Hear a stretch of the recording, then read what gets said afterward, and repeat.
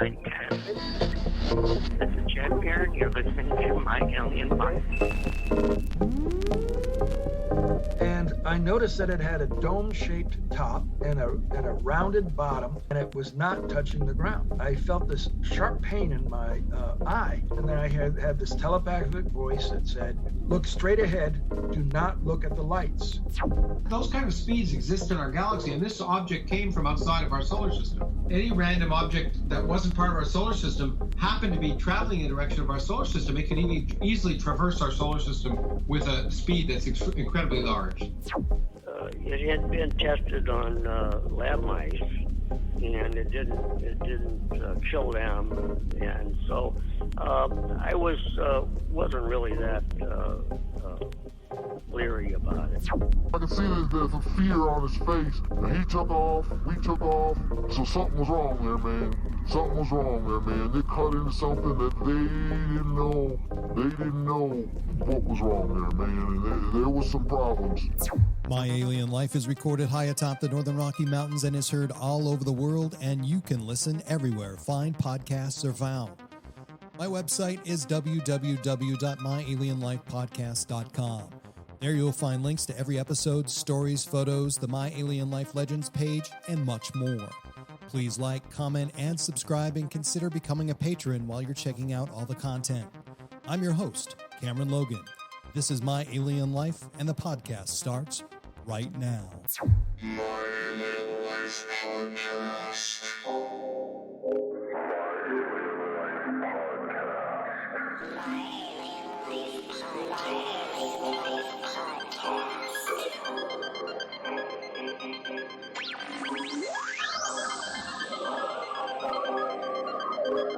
Three, two, 1, 0, and liftoff.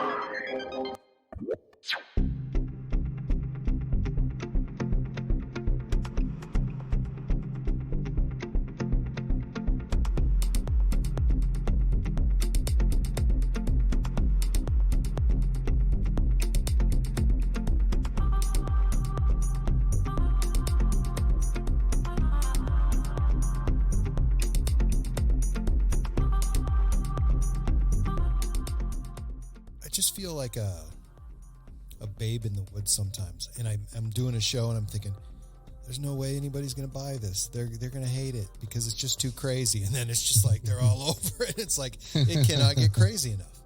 Never ceases to amaze me that people just want more and more and more, and it doesn't matter how over the top it becomes, because it just becomes normal after a while. Well, I thought I heard and seen it all until this guy, a friend of a friend, came forward and said, "Look, man, I got this footage. I got this footage on one of my deer camps. And I was just wondering if you could sort of tell me, not footage, but photos, and let me know what's going on here, because I'm in awe. I don't know what's going on." And I said, "Yeah, sure, send them to me." So he sends me a session for photos, and within seconds, I think in total it was about 4 seconds from photo 1 to the final photo. And I'm looking at these photos and going, wow, this is weird. And it's basically a deer camp pointing towards the back of his yard, and the yard there's like a forest in behind, a ridge, and you see in the first photo, a bright sunny day, November. It's cold up here. I think it was like maybe not even 9 degrees Celsius. I don't know what that is in Fahrenheit, roughly. But and you see birds in the field, just sort of minding their own business. And then the second photo, it's just there's this disruption in the top center of the photo, as if something had literally manipulated the camera, but you could still see the lower half of the field and the birds and all this kind of stuff. I'm like, what the hell? And then the third photo was in the distance, right by the ridge, right just before before the forest starts, the trees. You see this what looks like a human in a bubble. just hovering above the field. And I'm like, what the hell? It goes from point A to point B within seconds, not even a second. And then the fourth photo, it was gone. And, you know, I analyzed this photo six ways to Sunday. I'm like, what the hell, man? I've never seen anything like this before. I had a guy that, who's a photography expert. I said, look, man, take a look at this. Look at the metadata. Let me know if this has been altered or in any way, if this is all this kind of stuff. And he got back to me, he says, nothing. No, I mean, this is all straightforward. There was nothing manipulated in the data of the photos or anything. And I'm like, Jesus, Murphy. And then I had other people look at it and go, they're just shaking their heads, saying they've never seen anything like that. And I just coined, the only thing I could coin it was the bubble boy. Because it literally looked like a human. I got to show you the file. I would like to see that. Yeah. Yeah, they're pretty incredible, man. Now everybody else is going to want to see them too. Well, so yeah, you might have to post them on your Facebook. Well, the strange thing about it was, I mean, we covered it on the show, and I asked the guy on the show. He came on, and he dropped a bomb. He said, "Look at, my wife. I was at work one evening, and my wife called me."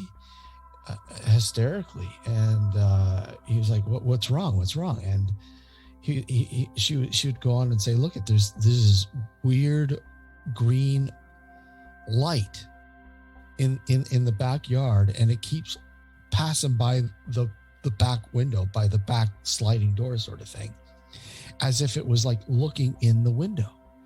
And every time she looked at this, she just saw a small little green light.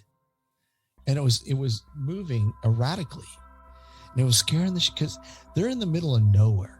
This house is in the middle of nowhere. I think it's like 100 yards until you, or more, until there's the next neighbor is by. And when he told me, I'm like, holy crap. Okay, so can we set up an investigation? Are you cool with that? He's like, yeah, let's do this because I want to know what's going on. And a few days later, I hear back from him saying, no, I'm going to have to call it off. It was like something spooked him. It was really weird. Right. Just really weird. I have a couple gentlemen, and one is from Spain. The other one's from Argentina. And the guy from Argentina, or I'm sorry, Spain, he sends me stuff all the time. And it's not his stuff. Yeah. And I'm wondering, where does this guy find this stuff? I mean, he just must scour the internet. So he sends me that, and then YouTube videos on like show tunes, and he really loves music. And once in a while he'll listen to one of my podcasts, and because I always send him whatever I'm doing and working on. But the things that he sends me, sometimes I post it online, and people are always like, "Where did you get that? We haven't seen that anywhere else." And I'm like, "No, I haven't seen it anywhere else either," and it's pretty unusual. And then the other guy from Argentina, he doesn't speak any English, so I've never been able to talk to him. And but he sends me his show. He does a show, and it's on YouTube, and it's usually for like 20 minutes to an hour.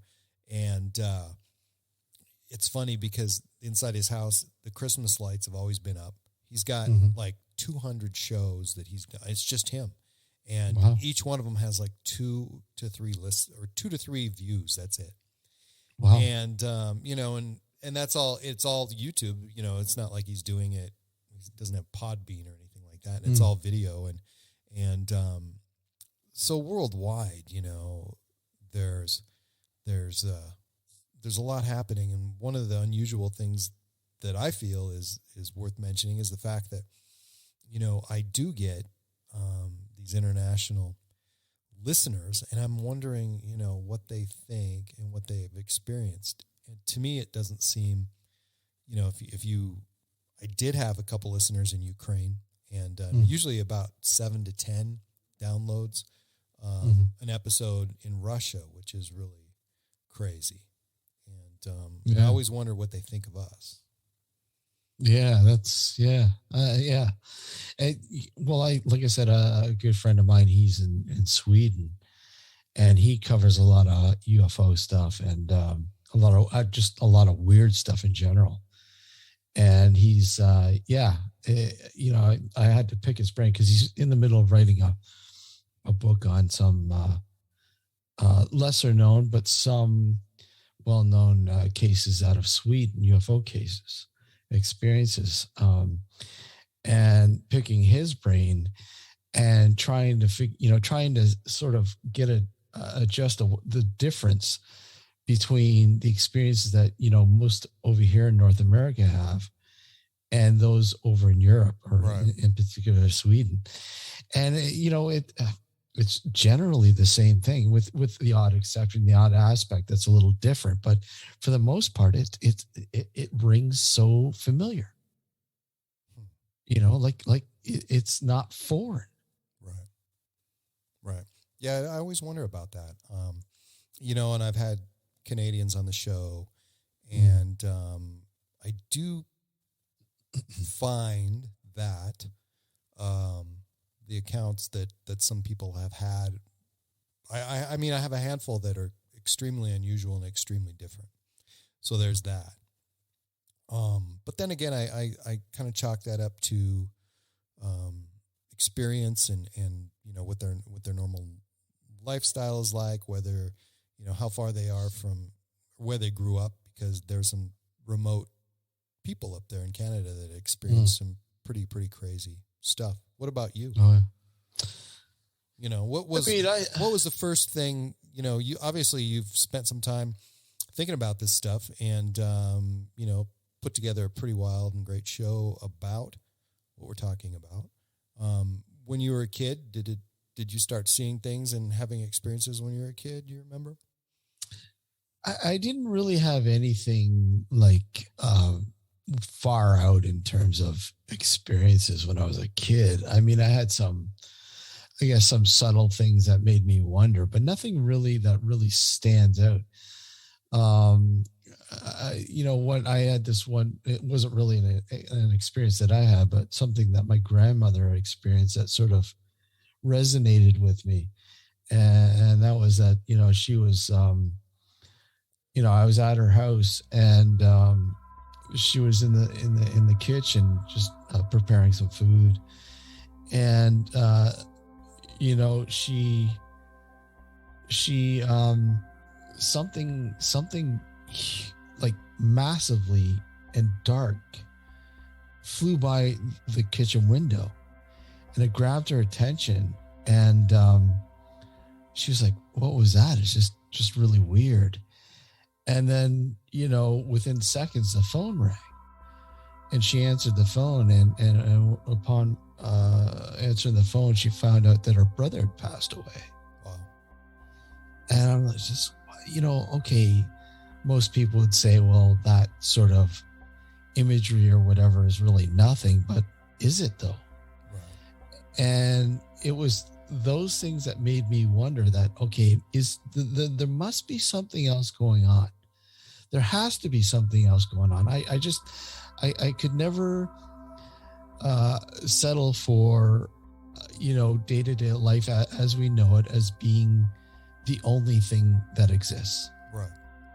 And that goes for, say aliens or UFOs or ghosts or whatever. I mean, there has to be something going on. Later on in life, I had a couple experiences that really, just blew me away. Talk about one if you would, please. Yeah. Just remember, I was working with the Historical Society and documenting an old abandoned pioneer cemetery. And part of that research was just going up and just taking some audio. We used to go up there, early in the morning, say about 1 o'clock in the morning, because it's very quiet, very subtle. And it was easier to sort of control the audio. And I remember, we were going up there, and there was 4 of us. and walk up, and this is up on a hill. Walking up the hill, get up there, and it's very foggy out. And we were walking, then we split off. The other two went into the other side of this small little cemetery. And I'm snapping some pictures. I got a guy in front of me, and I'm snapping pictures, and seemingly there's two people in front of me, and I'm snapping pictures, and I'm looking at the pictures as I'm snapping them, and there's only one person in the photo. I'm like, wait a second. I look up, and there's two people in front of me. What's going on? I take another picture, and again, there's only one person in the photo. Okay, what's going on here? So I call out to the person who I know is in front, and I said, look at, where's so-and-so? Oh, they're on the other side there. Okay, so who's in between us? Because I'm taking pictures. I'm only getting one person. There's somebody who's there. And as I say that, this person veers off into the corner of the cemetery and completely dissipates. And I'm like, okay. And my mind's going, okay, we can explain that. That doesn't make any sense, but we can explain it. So I spent a better part of the night trying to recreate it. Okay, maybe it was just the shadowing from the light, from the street light and the fog and all sorts of scenarios. And of course, none of them just couldn't do it. Didn't make sense. Wow. The weirdest thing, other than, some people would call it a shadow person. I don't know. Was it? So I have a story similar, I guess. I've never really told this story, but because I'm kind of I guess I'm in this UFO alien rut and have been for quite some time, but I had some experiences too that were extremely unusual that I always wonder about.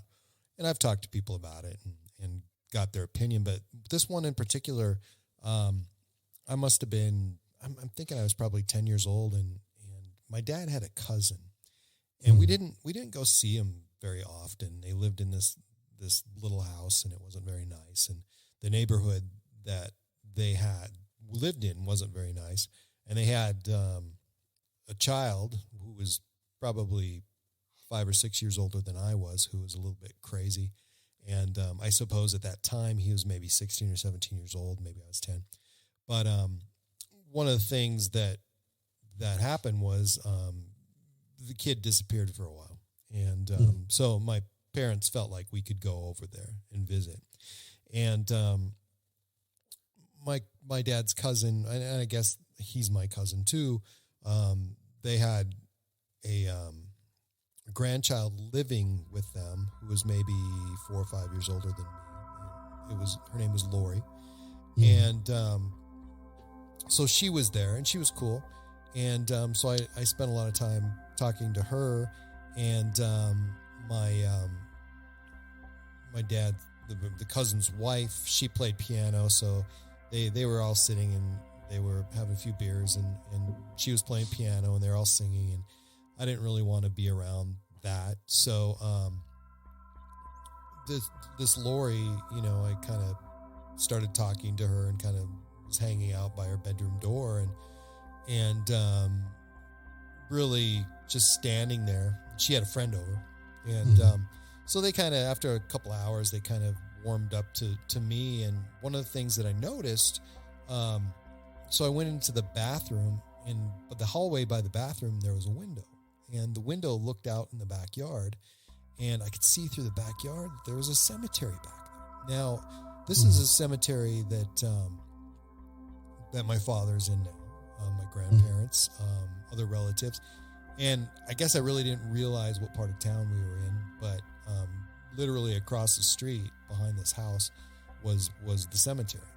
And so, Lori and her friend, I'm standing there, and they asked me if I wanted to go outside, and I said, yeah. And so we were outside, and do you want to go to the cemetery? And I said, this was probably 7 o'clock at night. It was whatever time of year it was just starting to get dark. And I said, okay.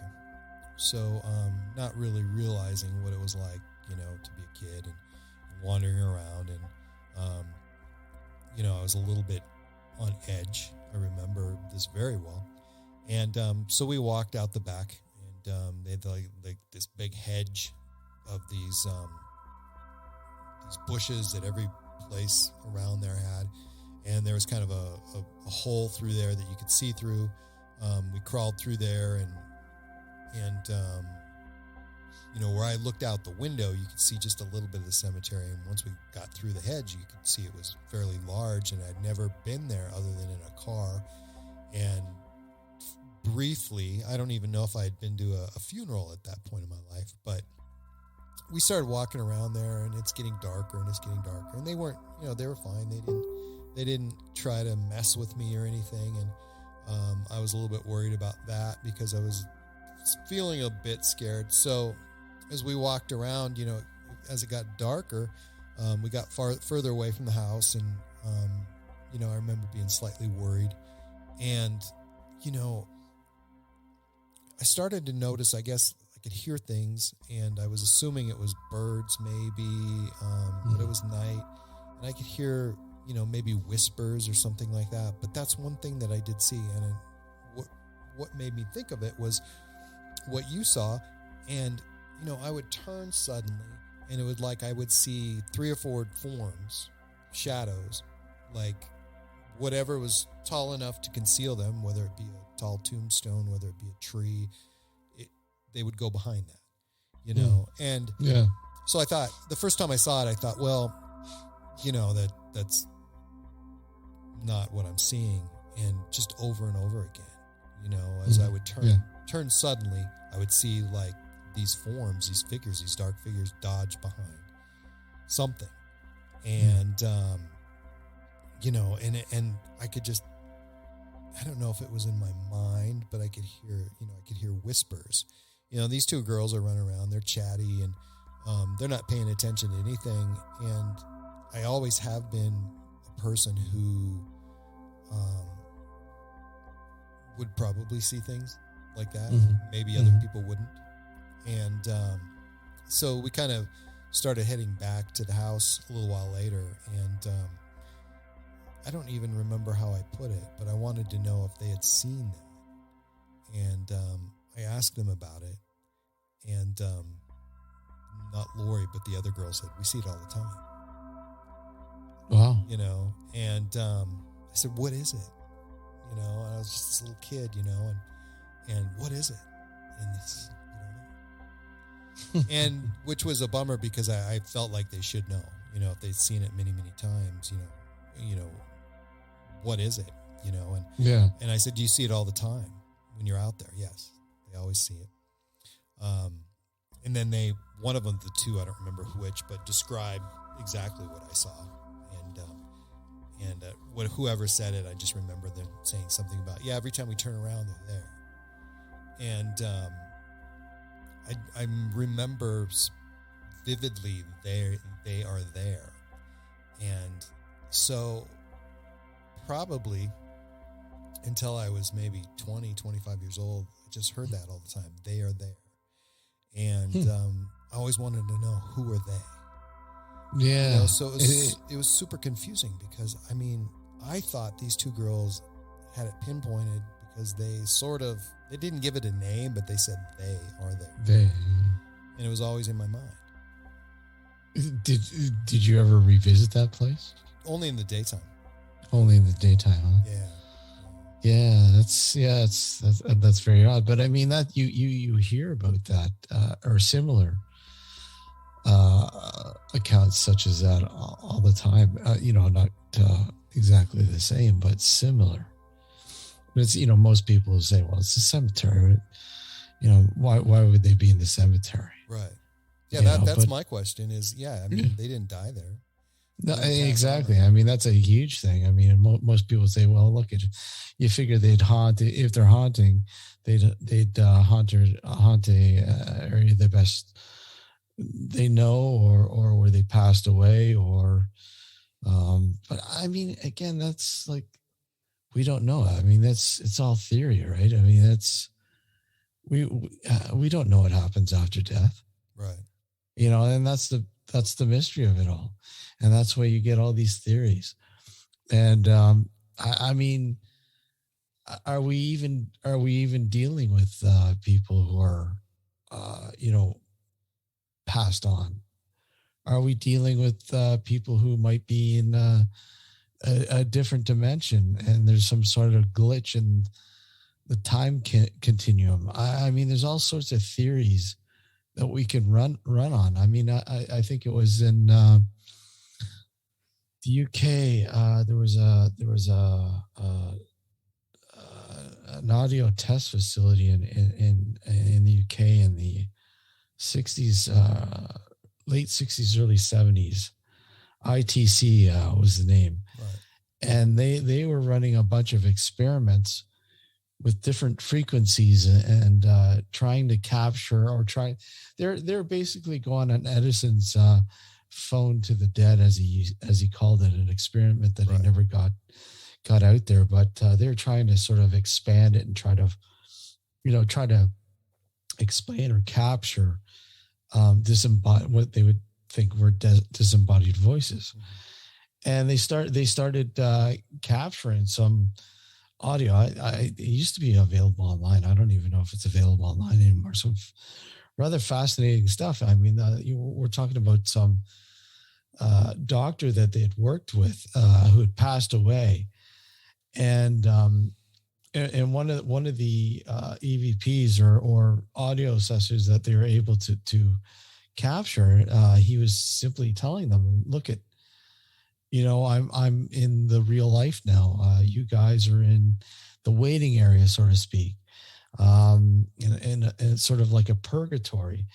And once you pass through, you become a part of what's known as the real life. What life is really about. Right. And I found that quite interesting.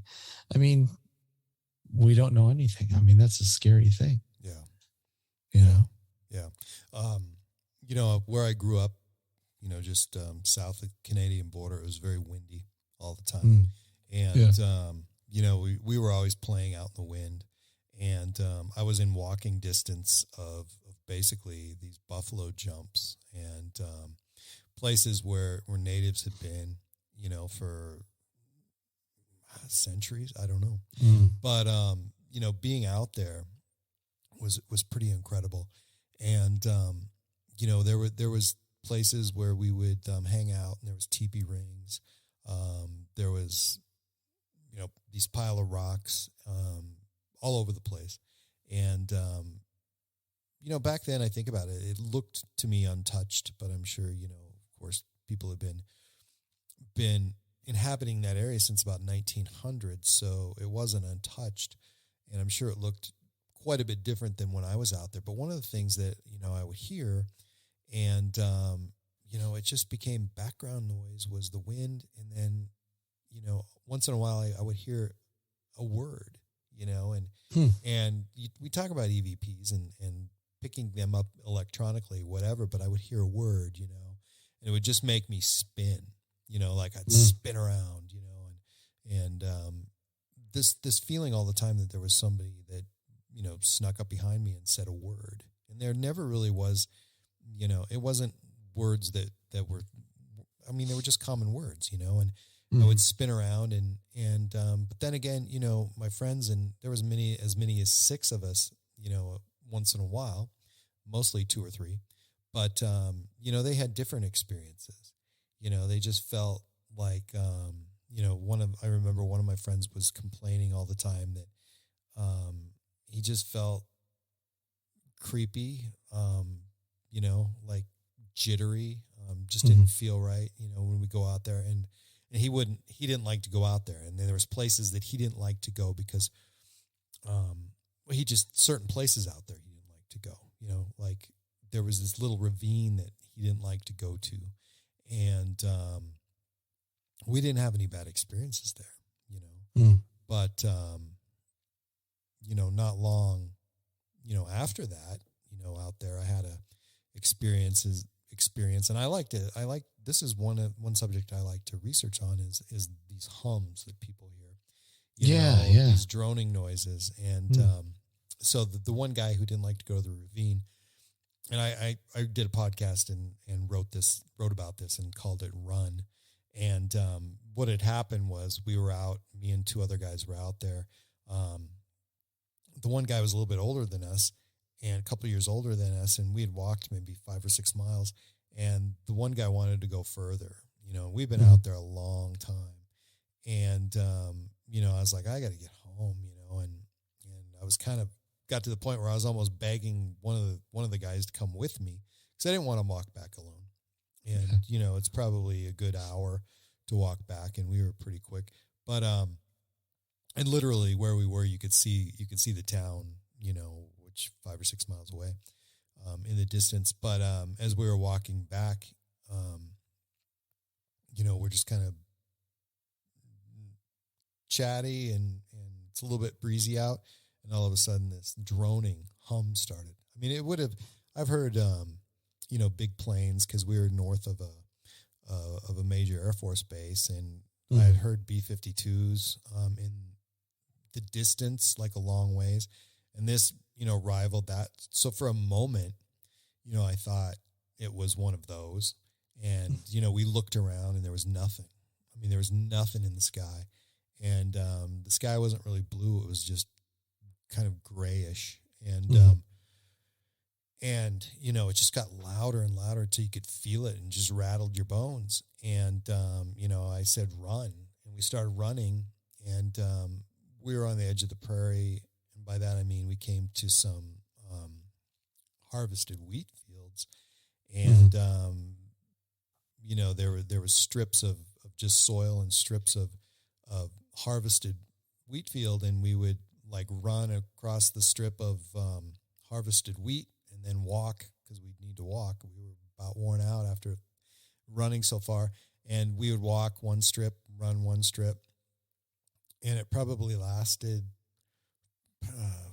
I've probably given a different time every time I told the story, but maybe 40 minutes, not an hour, because I think it would have taken us an hour to get back.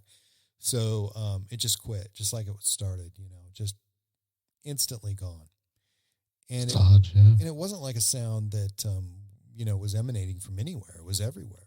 You know, it came from the ground. It came from the sky, you know, and, you know, people have reported this all over the world, you know. Yeah. I've seen a few of them. Yeah. Yeah. So there's that, you know, so, people like you, people like me, we have had the, I guess, pleasure of being able to experience lots and lots of different things. Yeah. And I don't know why that is. You know, it's funny because, like I said, you know, I investigate. I have investigated and researched a lot of stuff for many years now. And, you know, most people think that it's just mostly, you know, hauntings, if will, but no, there's been all sorts of things. I had an encounter with something that was just so really odd many years ago. I remember I was working the night shift, and I left work early, and I was just walking. It was a really, really nice late summer sort of evening, and you know, I am approaching this bridge that was sectioned into two and had a grassy knoll in between, the break in between the bridge. And all of a sudden this animal comes up from the other side and runs up and runs across to the grassy medium. And I'm looking at this thing and going, what okay, maybe it's just a coyote or something. And, you know, I stopped and just, you know, watched what it was doing. And the next thing you know, it stood up on its hind legs. And I'm like, oh, okay. And it just stood there. And what was odd was that this thing probably was close to 5 feet standing up. And I'm like, okay, I'm seeing things here. What the hell? Like this scrawny animal standing on its hind legs. What, you know, I'm thinking, what could it possibly be here that would resemble something like that could do that? I'm rifling off all these different animals and through my head. I'm like, none of it makes sense at all. None of it. There's no bear in this area, and that's a very skinny bear. If it maybe a sick bear, but it wasn't a bear. And I just couldn't figure it out. It just stood there, and it was like a standoff. Okay, who's going to make the next move, sort of thing. And then finally, it just got tired after like 5 minutes or so, and it dropped down and just sort of got stealthy into the side of the bridge I was on, and then went down underneath.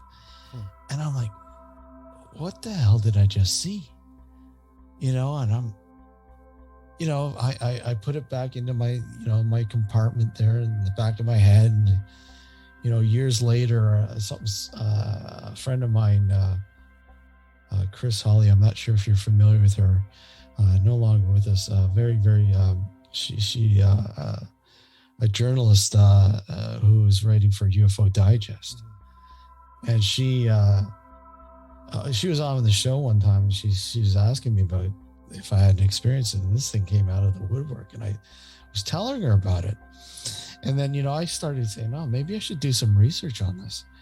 And, I did some research, and, she wrote a story on it and threw it out into UFO Digest. And she got some calls from people who had similar incidents, experiences. And what I would equate it to is something similar to a case in Toronto, 1978. It was covered in the Toronto Sun. It actually made the cover of the Toronto Sun. A guy had been walking his dog, and his dog got off the leash and ran into his storm sewer, and he chased him in there. And when he got to the dog, there was this creature, this what looked like I don't know how to describe it, but it was standing up, and the artist's rendition of this odd creature was exactly what I saw that night, only minus the red eyes. I didn't see any red eyes, but I'm like, okay, is this some sort of, undocumented, yet to be documented creature that lives among us? And it's just, I talk to so many people, like hunters, people work in zoos, and all sorts of doctors and scientists that sort of deal with this and documenting animals, and none of them could really come up with an answer. So wow. I don't know. So I had a government job back in, I guess it was 89-ish, and for about 2.5 years. And my boss was a super nice lady. Her name was Sherry. And it was weird because her husband, we basically lived where we worked. And this was in northern Idaho, or not in northern Idaho, central Idaho. Her and her husband were originally from northern Idaho, up by the Canadian border. And one of the things that the husband was really odd, and one of the things that was weird about him was that he didn't work, and he seemed to be like a hunter type guy, but he wouldn't go hunting without her, and most of the time, I'd hear stories about how they used to drive around, and I don't know where he got these, but one day he was telling me he got some grenade fuses. So basically it's just the fuse from the inside of the cap from the inside of a grenade. It had the handle and the pin and everything, and it would pop just like a grenade. You pull the pin, and he never showed me this, but he showed me how it worked, and then it would light the fuse internally, and then you'd have like 4 or 5 seconds before this big cap would go off. And I guess they were pretty loud. Well, what he got them for was to put them in his garage. So if you open the door, he could set it. So if you open the door, and the garage didn't have vehicles, it just had stuff. and like a huge storage room. He didn't want anybody to open the garage. And for some reason, I thought he was hiding something in there. And my boss found out that he told me about the grenade fuses, and she was a little bit embarrassed because he didn't work, and everybody was always kind of down on him and kind of was asking, when she would find somebody new and jokingly, and it wasn't cool, but so finally she told me what was going on, and it was the fact that he had been hunting, and when they had lived in northern Idaho, they were hunting, and he got away from where she was, and they were separated like by a mile. And she said to me, he saw a werewolf. And I was like, wow. What? Because that was something that, I'd seen a lot of things and experienced a lot of things, but a werewolf was never one thing that I would even considered. She said, yeah. So he was out hunting, and we got separated, and he came running back, and I could hear him out in the woods, and ran back, and he was all frantic because he had seen a werewolf. And not only had he seen a werewolf, but they were, face to face, like she said, like for 2-3 minutes. And they kind of just stared at each other, and he had said that this was everything that you would have expected a werewolf to look like. Now, I never got the story from him, so I never asked him about it, but she told me all about it. And, after that, it was back then, it was kind of hard for me to take the guy seriously after that. It was kind of hard before to take him seriously, but, I really don't doubt that, especially in that part of, Idaho and in the Northwest, that there's stuff out there in the woods that we don't know about, but he said this was a wolf standing on its hind legs. She said, Is it? Oh, she said, okay. Yeah. So I never got the story from him, but yeah, she was basically said he described it as a wolf standing on its hind legs and just looking at him. Well, I know there's whatchamacallit, a thing in Michigan. It's called the Michigan Dogman. Yeah. And it's similar to, sorry? Yeah, I've heard of that. Yeah, similar thing. So, my thinking is just maybe something feral, like sick, or just something that just was in bad shape or something. It was just very odd, just something you don't see all the time. You know what I mean? I think about my circumstance now and things that I don't see anymore and things that I don't experience anymore. I always wonder if there's a trade-off because, is there something happening to me now that is different? One of the things that I find highly unusual, and you'll know because I was on your show not too long ago, and I had to jump ship and take my wife to the doctor. Mm-hmm. And I've had more weird experiences. First couple of times I had lightning strike near the house. One time blew up a transformer when I'm getting ready to do the show. And, nobody ever comes to my house. I don't live around a lot of people. So, I've had people knock on the door. I'm like, who in the hell is that? Nobody ever, I would say that probably only 2 people knocked on my door in the last 2 years, and they were both when I was getting ready to do the show. And it's just the strangest thing. And then big windstorms have blown the power out somehow. Don't know where it happened. But one of the most unusual ones, and, I documented that pretty heavily on Facebook, was the fact that, I was sitting here just ready to switch everything on and turn the electricity on. We had a damn earthquake. And although the earthquake started in somewhere north of Boise, Idaho, it was still fairly strong here. It was like 4, Oh, wow. And if you've never been in an earthquake at all before, a 4 is significant, and it's like you feel it. 30 seconds of that, you know. So by the time that I had the guest, you know, ready, I was just kind of weirded out, you know, after so many times of trying to put a show together and had these delayed starts and whatever else, you know, a show that, you know, I record on 2 devices always.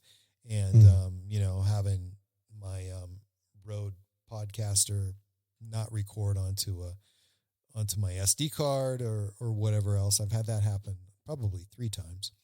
And one was probably within the last 6 months. So that's really bizarre that maybe that's my trade-off. I don't experience some of the things that I'm used to and some of these oddities, but now there's other weird things that happen.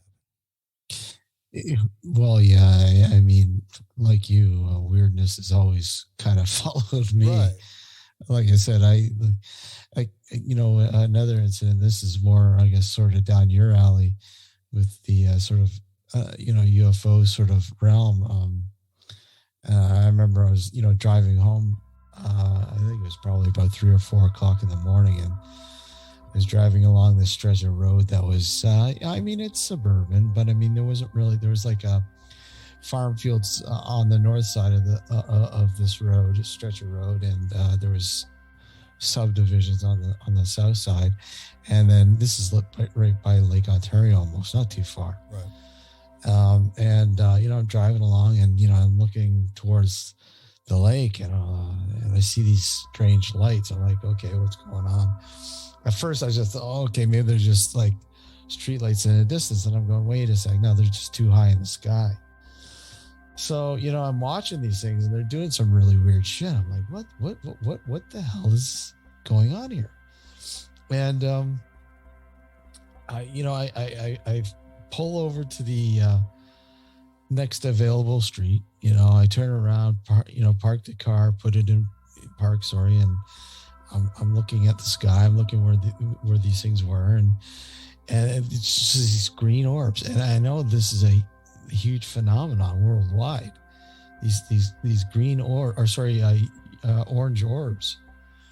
They're literally their flying patterns were just so erratic and fast, and they would just descend and you know, gather height in the sky, and sort of one of them would just drop out of sight, and then the other 2 would just be fooling around, sort of thing. And then I'm like, what the hell is going on here? This isn't Chinese lanterns or anything like that, you know.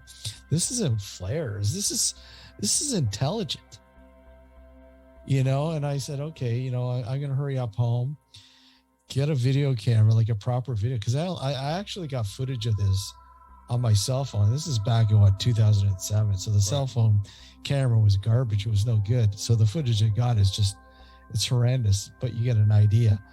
But, you know, I get home, I get the video camera, and of course, by the time I get to position myself, they're long gone. And I was talking to a friend of mine who was going to work that very morning, and he was telling me, I saw these things above Lake. I'm like, are you serious? I saw those things too.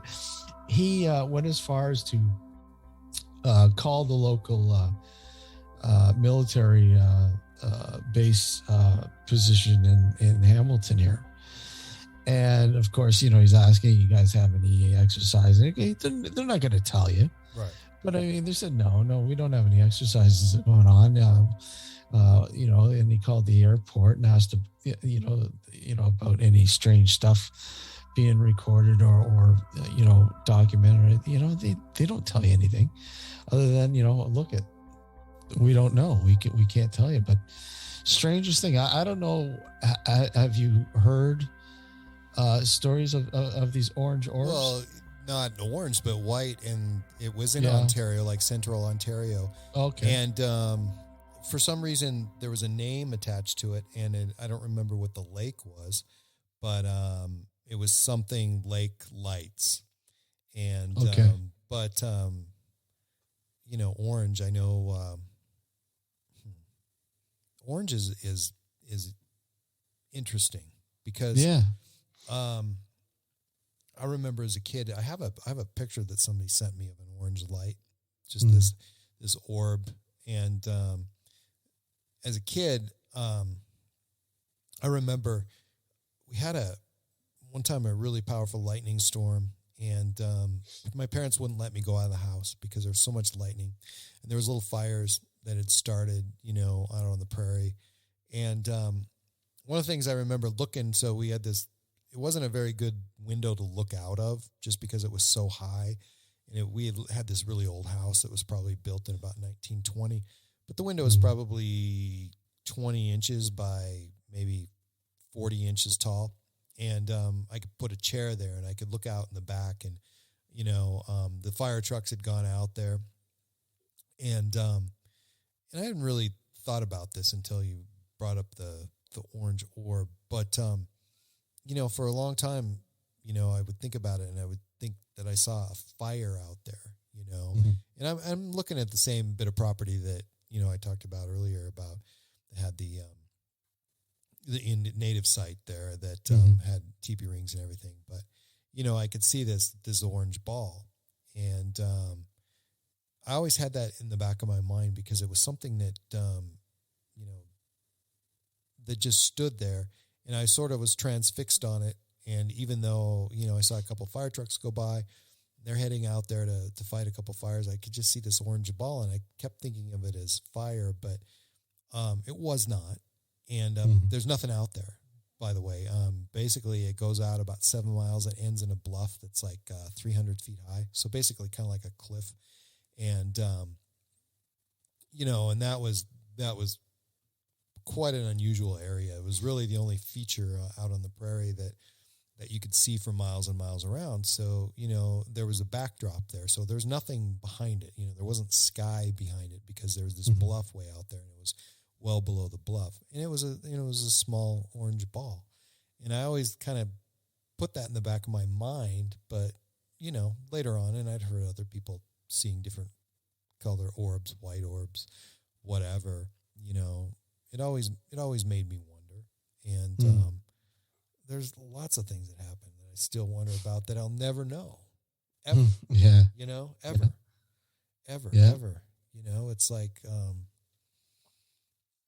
these are things that I'll always remember, and I'm wondering why it happened to me. Do you ever feel that way? All the time. All the time. I want to know. And I think that's, do you think you're special? Do you think there's something about you that's different? I don't know, maybe, but it drives me to want to understand what's going on. Whatever it is. I mean, there's lots of weird stuff going on in this world. And it just makes me wonder that, we're not alone, obviously. Right. We're not alone. We're however it is, whatever intelligence or whatever sort of, are we being, I often think, are we being filtered? Are we being misguided into thinking certain things because they don't want us to know what's going on, what truthfully is going on? I constantly have that going through my head with the experiences that I have. It just, and it drives me all that more to explore these strange little anomalies that happen, that people experience, and not only myself but others. And look at areas that I just would never ever thought of looking at, like, for instance, frequencies. Right. And how we are affected by different frequencies, or how we interact with frequencies, and how they might and do affect our way of our senses, to the point where we most people just are completely oblivious to. And when you tell them this, they look at you like you got four heads. Right. And that's true. And it is so true. And I think I always tell people that, and I bring this up all the time, don't be out in the nighttime sky looking for UFOs, look also in the daytime. Look in your house, look everywhere, pay attention, because there's so many really, really odd things. And when I was a kid, I was mad at my parents because they didn't see this stuff, and I thought they were at times part of it, and in all reality, I believe that they were a little bit freaked out and they just tried to build a wall and forget about it. Yeah, my parents were, I guess, a little bit more accepting of, I guess, my freakish nature, if you will. Right. To the fact that, look at my dad would go, oh, you got any cards? I want to give some people your card because they're looking for somebody to come and investigate their, it's just, I don't know. People look at me and go, you investigate this stuff? Yeah. Why? Because I want to know. I'm curious. People have the strangest stories, experiences, and nobody wants to listen to them because, and a majority of people don't want to tell you because they think they're crazy. Right. All the time. I get that all the time. I hope you don't think I'm crazy. Yeah, of course you don't hear from everybody because, there's stories that people go and investigate. And then there's stories, I don't know if you've ever had the chance to do this or the opportunity, but, there's stories where people experience violence in their home, and I don't know if you want to get into that, but I know that there's other guys who steer clear of that.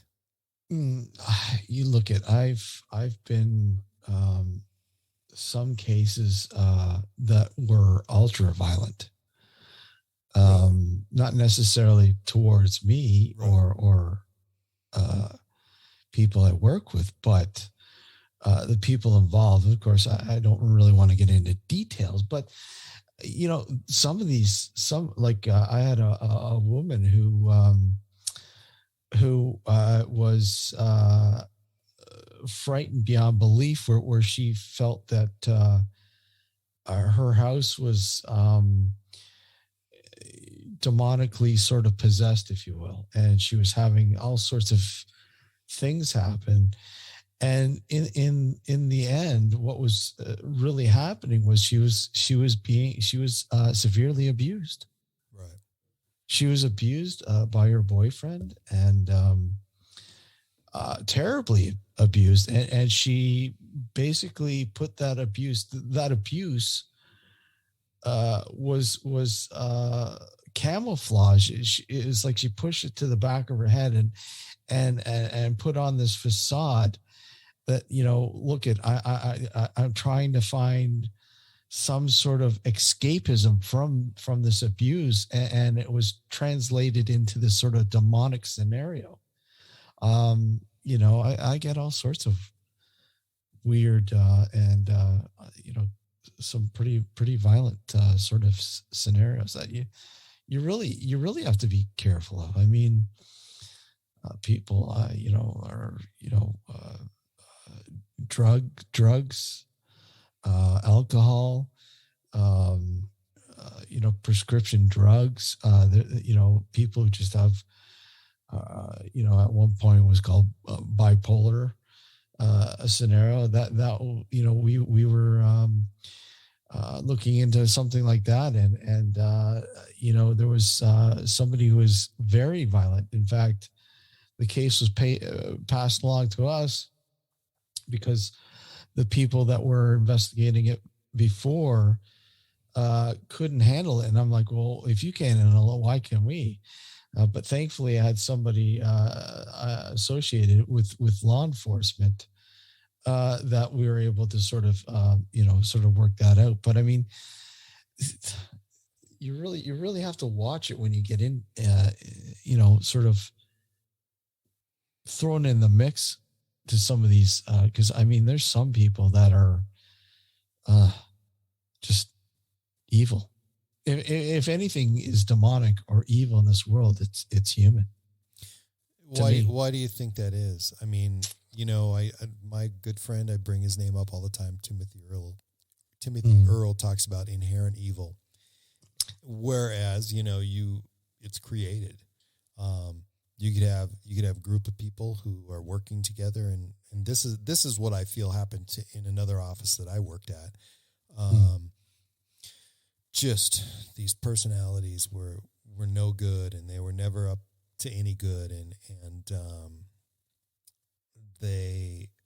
there was people that worked together that were constantly berating each other, and their work ethic was horrible, and constantly blaming other people for their own inefficiencies.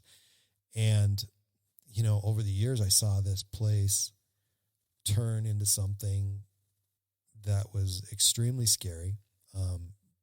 There was never more than 18 people that worked there.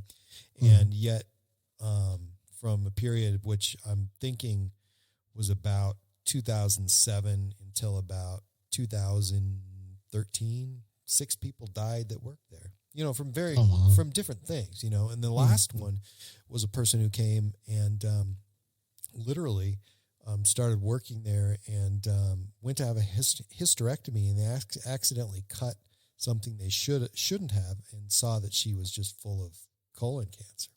Oh, wow. And, when she was just healthy, and literally from the time she started working there, she was the best person ever. Until she died was just an extremely short period, less than 6 months. And so in 2018, the first Tuesday of January in 2018, I had a priest come and do an exorcism there. Okay. And I was afraid to do it with him. And I was so shocked because I'd sent him, it was probably 9 months prior, and asking him, what can we do? And I saw literally somebody break their arm in that office making a photocopy. Oh, wow. which was crazy. And so I asked, what could we do? And I never heard from the priest, never heard from the church, Catholic Church. And then all of a sudden, out of the blue, sorry, I've been in like Peru or somewhere. I don't remember. He was in South America somewhere. And I can come over Tuesday. And he did, and he brought 2 3-ring binders. He handed me one, and wanted me to repeat. And there was the response. It was much like almost like if you took a page out of a mass somewhere. A lot of the same things you would hear. But he had a big sports bottle full of holy water and just started winging that all over the place. It was crazy. I just couldn't believe I was seeing what I was seeing. I mean, I just, he took it totally serious, and he's done it. He's been there. Yeah. I work, with a couple of people like that, and you just, it never gets old. It never does. And you sit there and go, wow, this is real. This is as real as it's going to get when they will it comes tell down you it's to this. real. I mean, a priest who basically, it's real. Yeah, it's real. You might sit, because I'll tell you, I have had dealt over the years with many people who are made claims of demonic infestation or possession or presence or whatever. And I'll tell you, probably 99.9% of it is explainable. It's not demonic at all. And any priest will tell you that an actual demonic sort of possession or any possession is extremely ultra rare. Right. Extremely, sure. if any. And I mean, sure, you've got these well-documented cases out there, and they've been picked apart, and they will tell you it's got nothing to do with demons. It's just a psychological affliction or whatever.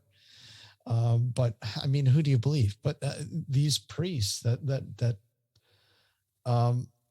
carry these exorcisms out will wholeheartedly tell you this is real. Right. No matter what your view is, this is real.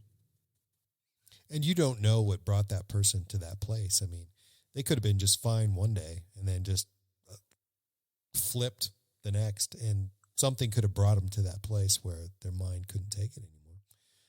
Yep. That doesn't seem so unusual to me, but when I was a kid, we only had one church rather in town, and everybody went there. And ever since I was old enough to remember, it was just always bad dreams about that place, and always bad dreams. And, and usually it was me walking there at night or walking into there at night. And it was like, for some reason, I didn't want to ever go there at night. And, and apparently that's probably a good place. Never had any problems, never had any weird things happen there. But, it was just, those dreams just made me want to stay away. There's one place in town, and I grew up in a little old crappy town with a lot of old abandoned buildings, and we were always in them as a kid, and always talking about what if, and there were some things that happened that always made me think back, but I don't think the kids that I grew up with, and kids as old as my brother, who was 7 years older than me, it doesn't surprise me that they had some of them had the same experiences, at home especially, but it was something that we really didn't talk about with each other until something, we were out wandering around or in a building and something weird happened and it would come up. But I felt that we were always on the same page and we were all the same, for some reason.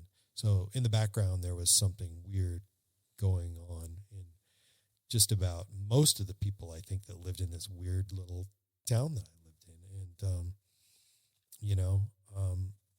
there's people there that still live there that never left, and that I find weird because there's nothing there. There's nothing to do there, Yeah. But, why you'd want to stay in a town where so many weird things had happened. And I'm only assuming that they still do. I'm going back there.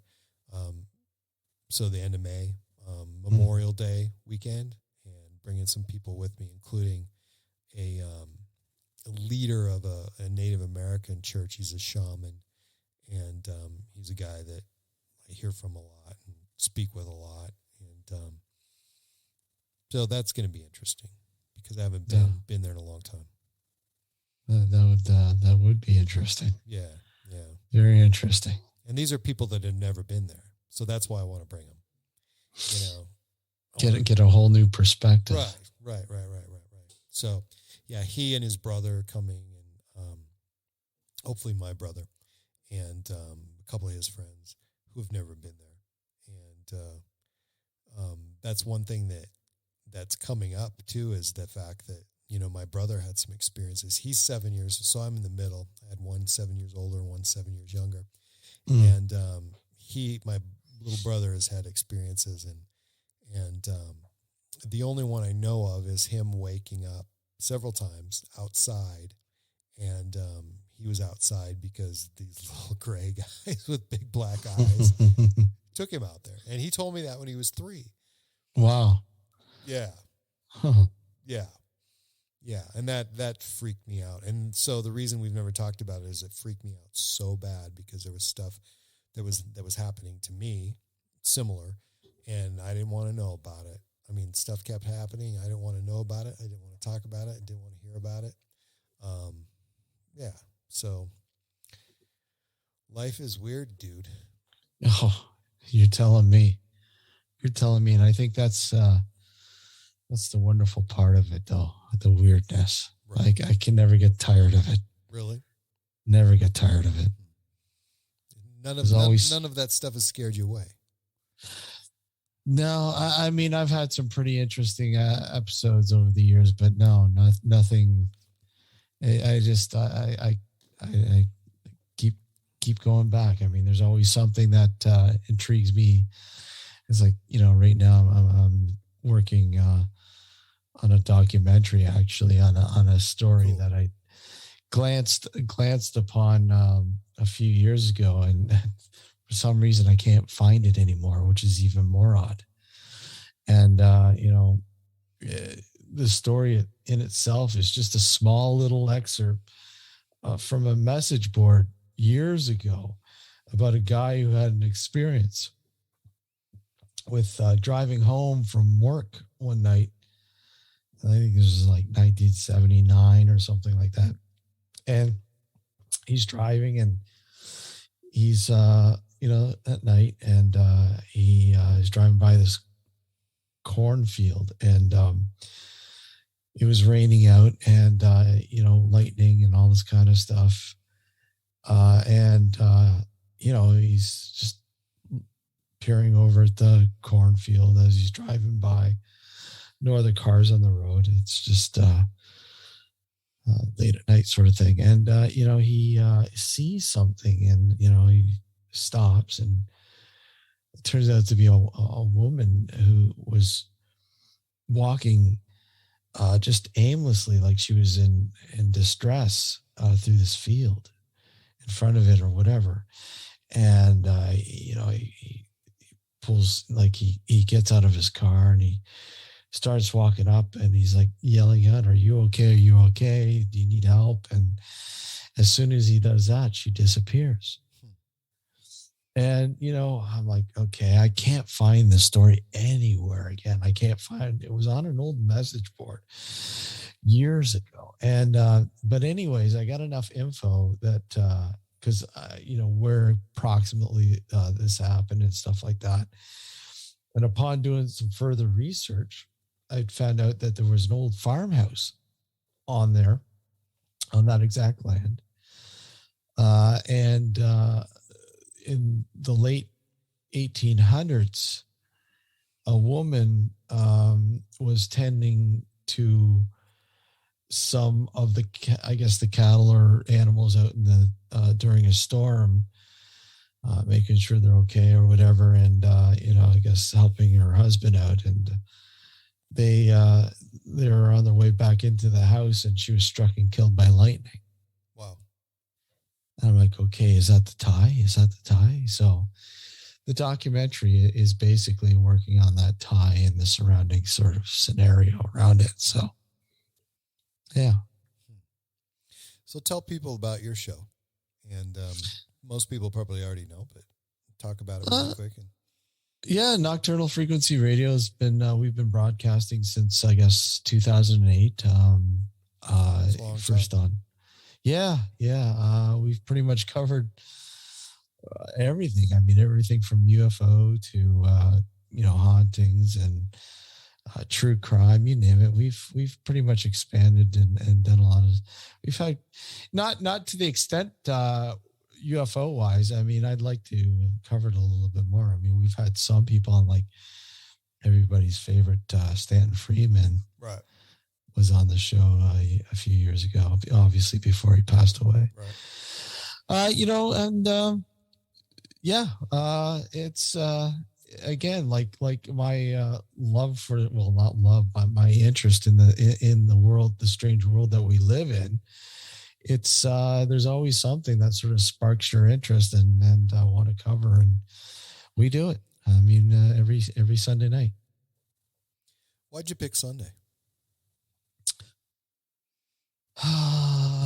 It just worked out. You're just winding down. You're going to hit it again on Monday, but Sunday is like, yeah, it just worked. I don't know.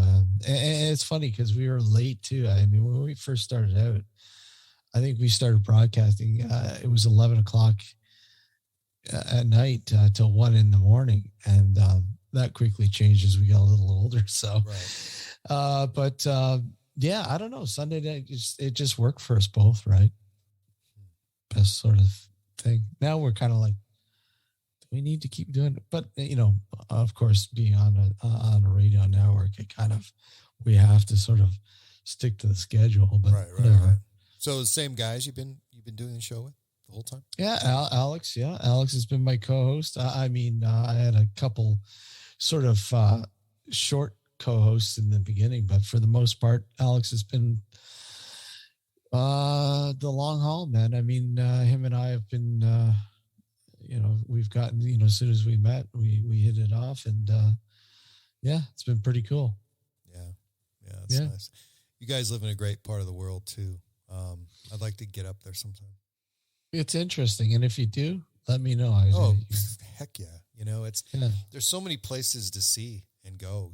It's like, it'd be nice if I had a little more free time and I could do that. But it seems like I'm always burning both ends and trying to find a new twist and doing whatever. But it just, life right now is changing so much. It's just, if you don't go out there and experience it and do something, you may miss it, especially when gas gets up to $7 a gallon or whatever. Other parts of the world have seen that for years, but we have not. So no, it's getting crazy. That's for sure. I remember one time, this isn't even interesting, but when I was a kid, my dad, we lived around the Canadian border. So, it was quite a bit more open than it is now, or was. Yeah. 10 years ago. But my dad had a special 100-gallon gas tank in his truck, and that he had built. So, because Canada gas was so cheap then, which that didn't last long. No, because Canadian gas, even though you have like almost an unlimited amount, exceeded the price of gas in the States. But anyway, so we used to go up to Canada a lot. And so as a kid, that was a lot of fun. And being that there's a lot of fishing opportunities up there, and even in Canada, I got to see some weird stuff in the sky, sitting there fishing at these lakes one day, and not a lot of Canadians fished and hunted in that area, or even most of that part of Alberta. But we would see things in the sky, and I just have this huge love for Canada, being so close to it most of my life, that I really need to get back. So I'll get back up there. I know it's late in Canada, and want to thank Steve, and certainly I'll put links to your show on the podcast notes so people can check it out. It's very interesting. I enjoy it. Well, thank you, sir, and we definitely would love to have you back on. That would be fun. So you take good care of yourself. Say hello to the boys, and good night. I will. Take care, Cameron.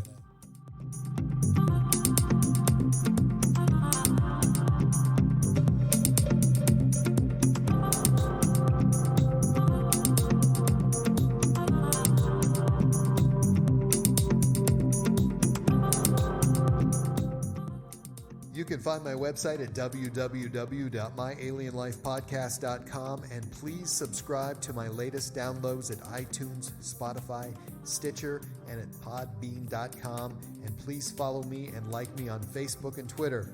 My Alien Life is written and produced for broadcast at Studio 254 in the Northern Rocky Mountains. The music you are hearing is produced and created by Elion. You can find all Elion's work online at Heart Dance Records.